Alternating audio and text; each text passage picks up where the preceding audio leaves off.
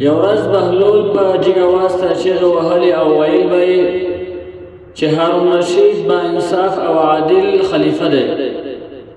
ټول خلک د بهلول دې خبرې ته په تعجب کې شول او خلکو د بهلول څخه پوښتنه وکړه چې په کوم دلیل سره خلیفه با انصاف او عادل دی. بهلول په جواب کې ورته وویل پرون شپه د هارون رشید سره یو ځای روان وم، خپله راته وویل چې زه با انصاف او عادل یم. دا د هغه خبرې دي، زما خبرې نه دي.